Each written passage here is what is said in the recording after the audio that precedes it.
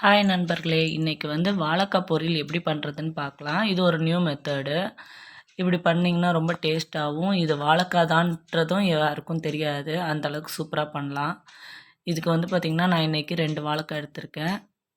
இது நல்லா பெரிய வாழைக்கான்றனால நான் 2 போதும் அப்படின்னு எடுத்திருக்கேன். இது பார்த்திங்கன்னா, நல்லா இந்த மாதிரி வேக வச்சு எடுத்துக்கணும். ஒன் சைடு 5 நிமிஷமும், மறு சைடு 5 நிமிஷமும், அதாவது தோல் கருக்கிற வரைக்கும் வேக வச்சா போதும்.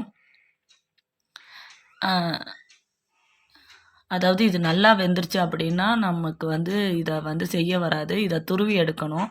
நம்ம கேரட் துருவுற மாதிரி அது பண்ண வராது. ஸோ அரை வேக்காட்டில் இருக்கணும். அதுதான் இதோட இது. இந்த மீன் டைமில் நம்ம ஒரு பெரிய வெங்காயத்தை எடுத்து பொடி பொடியாக கட் பண்ணி வச்சுக்கலாம். 3 பச்சை மிளகா அதுவும் பொடி பொடியாக கட் பண்ணி வச்சுக்கலாம். அதுக்கப்புறம் இதுக்கு தேங்காய் கொஞ்சம் தேவை. ஸோ ஒரு கைப்பிடி தேங்காய் தேவை. அதுக்கு பார்த்திங்கன்னா, நம்ம தேங்காய் துருவியும் வச்சுக்கலாம். இல்லைன்னா நம்ம பல்ஸ் மோடில் வச்சு நம்ம மிக்சியில் அடித்து எடுத்துகிட்டு வந்துடலாம். அதுக்கப்புறம் ஜீரகத்தூள் இதெல்லாம் தேவை. நம்ம இதெல்லாம் மீன் டைமில் ரெடி பண்ணி எடுத்து வச்சுக்கலாம்.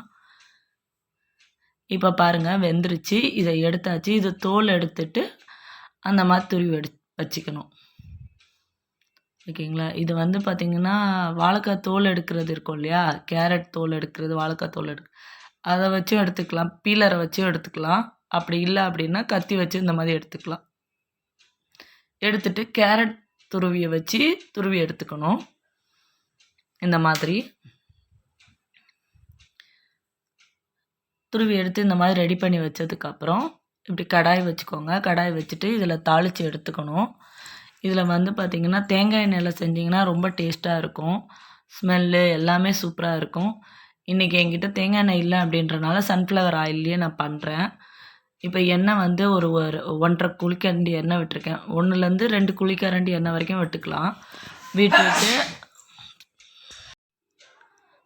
அதுக்கப்புறம் பார்த்திங்கன்னா, எண்ணெய் சூடானதுக்கப்புறம் ஒரு 1.5 ஸ்பூன் கடுகு, அப்புறம் 1 ஸ்பூன் ஜீரகம், அதுக்கப்புறம் உளுத்தம்பருப்பு இவ்வளவும் போட்டுடலாம் தாளிக்கிறதுக்கு.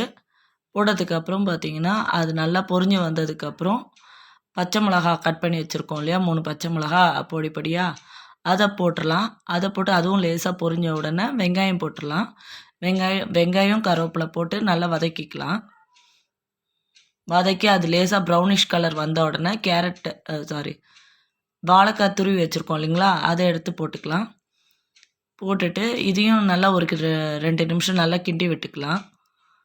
கிண்டி விட்டுட்டு இதுக்கு தேவையான அளவுக்கு உப்பு, ஜீரகத்தூள் இதெல்லாம் ஆட் பண்ணிக்கலாம். நான் இன்றைக்கி மஞ்சள்லாம் இதில் ஆட் பண்ண போகிறதில்ல.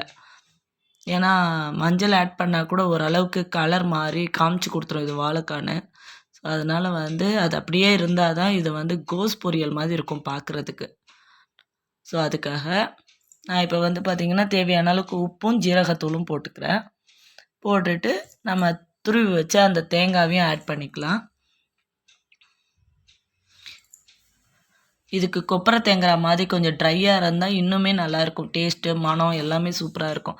தேங்காய் எண்ணெய் வாசனை அடிச்சுட்டு சூப்பராக இருக்கும். இல்லைன்னா நார்மலாக இருக்கிற தேங்காய் கூட துருவி சேர்த்துக்கலாம். நான் இன்றைக்கி துருவுனா லேட் ஆகும் அப்படின்றனால நான் அதை பற்ற போட்டு நான் மிக்சியில் அடித்து எடுத்துக்கிட்டேன். ஓகேங்களா? அதுக்கப்புறம் ஒரு 1.5 ஸ்பூன் ஜீரகத்தூள் ஆட் பண்ணிக்கலாம். ஆட் பண்ணிவிட்டு நல்லா மிக்ஸ் பண்ணி எடுத்துக்கலாம். இன்னும் ஒரு 2 நிமிஷம் மிக்ஸ் பண்ணால் எல்லாம் ரெடி ஆகிடும். பாருங்கள், எல்லாம் ரெடி ஆகிடுச்சு. வாங்க சாப்பிட்லாம்.